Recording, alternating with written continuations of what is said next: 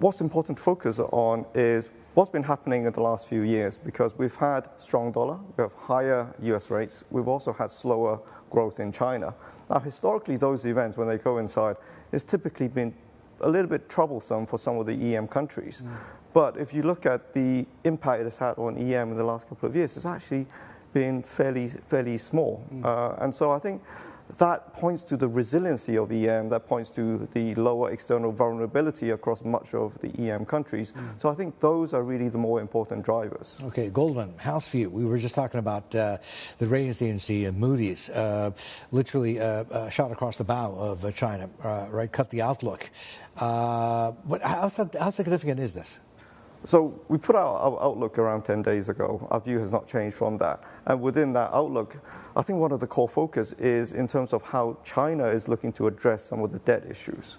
So for that, it's going to be a long-term move. We think what they're doing is to address two gray rhinos. So these are known risks that potentially could have large systemic implications.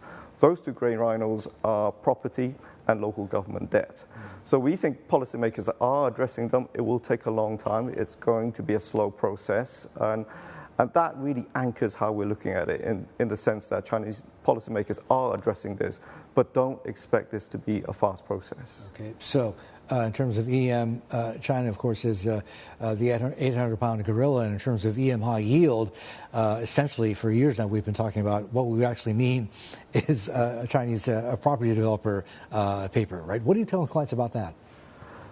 We've had a lot of distress within the China property sector. Our view is that the China property sector, in terms of the high yield spaces, the impact is largely in the back mirror. So we're still expecting a lot more defaults for next year. But in terms of the impact on the markets, we think is really not going to be that much. Because if you look back, for example, 3 years ago, the China property high yield space accounts for around 60% of Asia high yield. If you look at it in terms of market value now, it's below 5%. So even though there'll be more stresses, there will likely to be more volatility in the sector, the contribution that towards broader Asia high yield is likely to be fairly small. Everybody's bailed already, right?